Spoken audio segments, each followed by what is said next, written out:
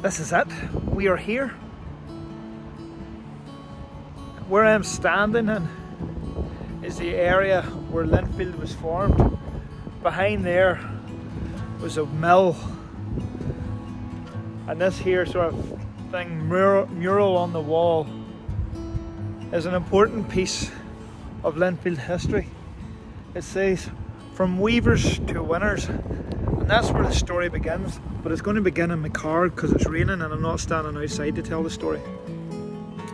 So I'm going to tell the majority of this wee story in the car, and I'll overlay wee things to try and make it a wee bit more interesting than just looking at me for 5 minutes or whatever length of time it is. Let's go, baby. Linfield, the Blues, a club that fascinates me, and it's probably fascinated me in the past for the wrong reasons. Linfield, whenever I was growing up, and even to the last couple of years, I've just associated with loyalism, Protestantism and stuff like that there. I make no bones about it. And I was sort of always fascinated by, you know, where did Linfield come from? Why do I have this sort of preconception, you know, that Linfield are Protestant and all that there? So that's why I'm doing this video. It's like a wee sort of mini snapshot history of Linfield, and you could never do a Linfield video justice because their history is just massive. They're the biggest club in the island historically, and some would still say they are. So here we go, baby. So I want to dive into a few things that maybe you don't know, and then you will know, and die-hard Blue men will know this stuff. They will know it. But those, maybe the young ones, and maybe, you know, fans of other clubs, they don't know all the background. So for this video, I'm going to focus on a few small aspects of the club, just as a wee sort of intro. So about history and how religion and politics played its part in the Blues tradition. We'll talk about something I think is an outstanding success. I'll let you decide who their greatest player is. So Linfield Football Club was formed in March 1886, 138 years ago. They were founded by workers at the Ulster Spinning Company's Linfield Mill, and I am sitting here in my car where this place was. There's a mural on the wall that indicates "From weavers to winners," which is where Linfield came from. So we'll go into the story here. Linfield were founded by workers at the Ulster Spinning Company's Linfield Mill. It is recorded that Bob McClug, an employee, led a deputation to ask directors of the company to form a football team, and they wanted to use the ground at the back of the mill to play their matches on. And the company said yes, and the company accommodated them. The company helped them. They gave them the land to use. They let them use their kitchen to arrange meetings and all sorts of things. Linfield were founded. Linfield Athletic Club, later to be known as Linfield Football Club. They became founding members of the Irish League in 1890. But before that there, Linfield were playing competitive football, and they played in the English FA Cup. Indeed, in 1888, they played in the FA Cup, and in the preliminary rounds they beat Ulster, Bolton Wanderers and Cliftonville, and it was a 7-0 defeat of Cliftonville on Christmas Day. I think it's the only game that's ever been played on Christmas Day in the FA Cup. So there you go. And they reached the first round proper. And they were drawn away to Nottingham Forest, and they drew 2-2.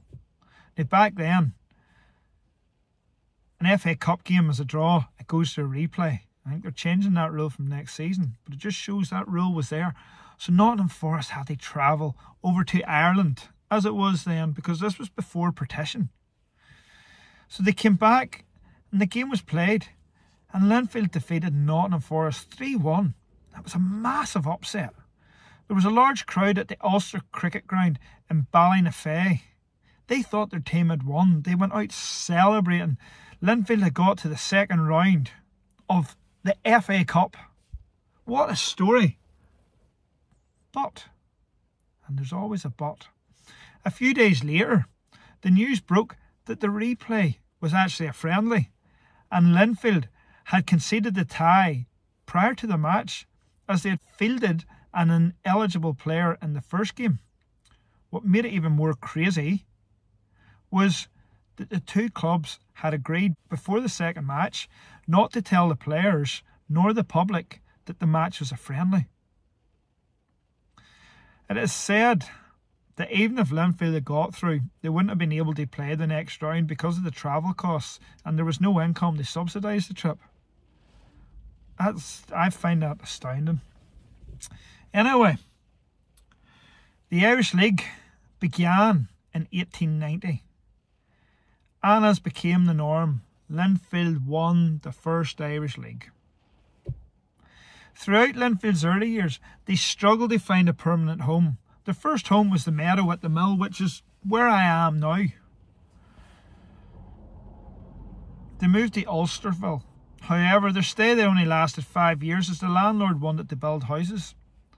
Linfield became homeless for 3 years, and this story resonates with Bohemian in Dublin, who were called the Gypsies because they kept on moving home.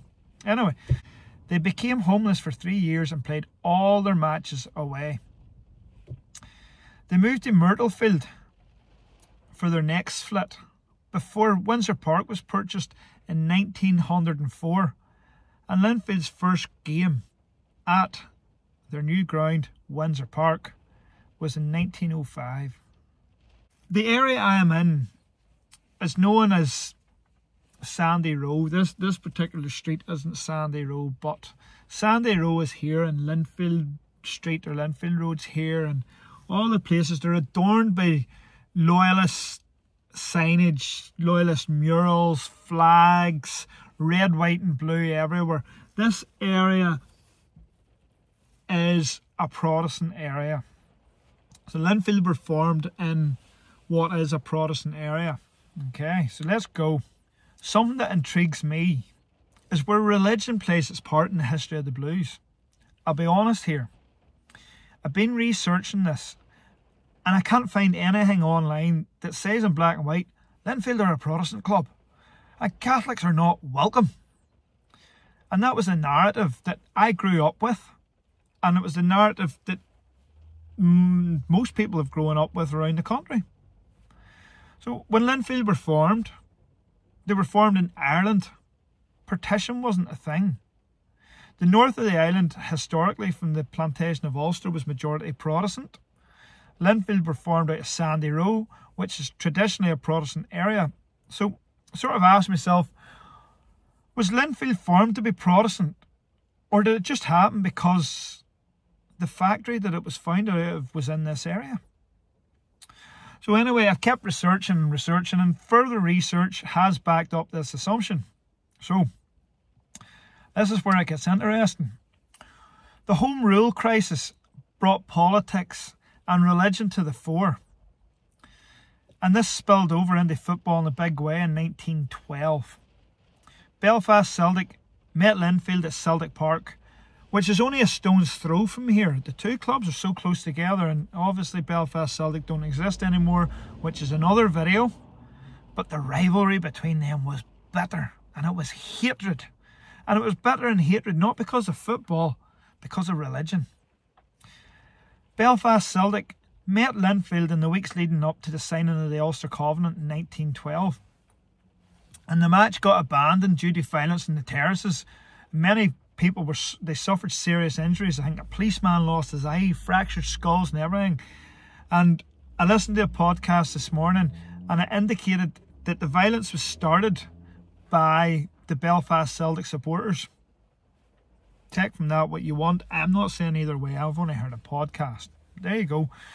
So, having researched all that there, my take on it is that Linfield were simply formed as a football team. But due to politics and the location of where they were formed, it was inevitable that Linfield would evolve into a traditionally Protestant, loyalist supported club. There's no evidence to suggest that Linfield didn't sign Catholic players. It's, you know, you hear it mentioned. It's the same with Rangers. I think Rangers did have a no Catholic signing policy, but there's nowhere that indicates that Linfield had the same. And a man called Malcolm Brodie, which older people will have heard of, he wrote lots of great books about Irish League, and he's wrote Linfield books and all sorts of stuff. He said the following: Linfield's following has traditionally been drawn from the Protestant loyalist community, particularly in the Greater Belfast area. This is a fact of life which cannot be disputed, and although in the past there's been accusations of sectarian bias such as not signing Roman Catholic players, contrary to opinion and myth, no ban has ever been imposed. That even applied in the early stages. During the Second World War, and from then there was a plethora of all creeds and class wearing the blue jersey. So there you go. Success. We have to touch on success here. Linfield, they're simply one of the most successful teams in world football in relation to trophies won. They've never been relegated outside the top flight of Irish football. And they've won 56 league titles. They've won 44 Irish Cups. They've won the Irish Cup 12 times. They've won the Charity Shield 4 times. They've won the County Antrim Shield 43 times. They've won the Gold Cup 33 times. They've won the City Cup 24 times. They've won the Ulster Cup 15 times. They've won the Floodlit Cup twice. They've won the Top 4 Cup twice. They've won the Belfast Charity Cup 24 times, and so on and so on and so on. Linfield are serial winners. They also have cross-border cups.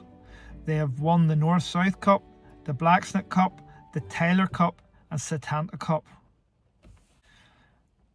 This is great, and I knew about this here at the time, but it was good to read up on it and focus on it. Linfield have been involved in many memorable games. They got to the quarter-finals of the European Cup in 1966-67, which was the season that Glasgow Celtic won the European Cup. They were 2 ties away from being in the final, winning 2 ties away from being in the final of the European Cup. But I'm not going to focus on that. They did the clean sweep. I'm not going to focus on that. What I'm going to focus in on is something that's always topical. North v South football. In 2005, a new tournament started called the Setanta Cup. And the Setanta Cup, as I say, was a cross-border tournament. It was sponsored by Setanta Sports, which was a TV company. And the prize money on offer eclipsed anything that both the Irish League and League of Ireland could offer. An estimated €350,000 was the prize fund in 2005. The 6 teams who competed in the first tournament were Linfield, Glentoran and Portadown from the Irish League. Linfield had won the league, Glentoran had won the cup. I think Portadown finished runners-up or third in the league. And they were the 3 teams nominated to represent the Irish League. In the south, Longford Town, Shelbourne and Cork City were the representatives. Linfield topped their group. They won 3 out of 4 of the group games. Shells won their group, which meant the Blues would play Shells in the final. Shells were the League of Ireland champions. Blues were the Irish League champions. It was a Battle of Ireland. It was in Dublin. The Blues were underdogs. How often do you say that? The final was at Tolka Park. That's Shell's home ground.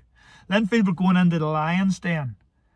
They were playing a full-time team managed by Pat Fenlon, who was affectionately nicknamed Billy by Linfield fans when he played for Linfield. The Linfield lineup that day: Alan Manus, Stephen Douglas, Darren Murphy, Noel Bailey, Winky Murphy, Tim Mounsey, Aidan O'Kane, Michael Galt, Paul McAreevy, Glenn Ferguson, Peter Thompson, and the manager was David Jeffrey. the Blues, they won the game. They won the game 2-0. They got goals from Spike Ferguson and Pistol Pete Thompson. And they won €150,000. As far as I'm aware, that is the single largest pot the Blues have ever won from a single domestic game outside of European football. That is why I think that is the Blues' most single outstanding success. The money from that one single game was massive. So in this video, there's one more thing I want to touch on. And I say, I can't do a history of Linfield. I just can't do it. I would need to spend hours upon hours, weeks upon weeks of research, of talking to people, of videoing. And that's why I like doing wee snapshots of wee things that are different. And we'll finish this video off, as far as topics go, with a question. Who is the Blues' greatest ever player? I could rhyme off Blues players from the last 100 years, but I'm not going to. I'm going to focus in on two players, and I'm going to tell you why. So the first one, Noel Bailey. He spent his whole career at Linfield, from 1989 to 2011. He won 40 trophies with Linfield, which included 10 Irish Leagues, 8 Irish Cups, 8 League Cups, the Setanta Cup, plus other cups. He made over 1,000 appearances for the Blues. Noel Bailey, MBE. The other option is a fella called Tommy Dixon. He is the Blues' record goal scorer. He made approximately 660 appearances for the Blues, and he scored 454 goals in that time. He was nicknamed the Duke of Windsor, and he is cited as being one of the greatest Irish League players of all time. When Dixon left Linfield, he signed for Glentoran. However, he only made 9 appearances for them before retiring, saying his appetite for the game had diminished. So he left Linfield, went to Glentoran and retired. So, there you go. In 2011, the Belfast Telegraph named Tommy Dixon as Linfield's greatest player. I'll let you decide, who is the greatest ever player? Noel Bailey, MBE, or Tommy, the Duke of Windsor, Dixon? Big choices. If you think it's anyone else, leave a comment and tell me who you think it is. We'll finish off the video, and I'm just going to be perfectly honest with you again. The truth about Linfield is, you can make a feature-length film about their history, their success, sectarianism, rivalries, and I can't do that. They're the most successful club in the island of Ireland. They're the most hated team in the island of Ireland, and they have the most history of any club on this island. I want to do a wee small dive into Blues history that interests me, and I hope you might have enjoyed this. I want to do more in Linfield. I don't know how I'm going to do it. I don't know when I'm going to do it. But it just fascinates me.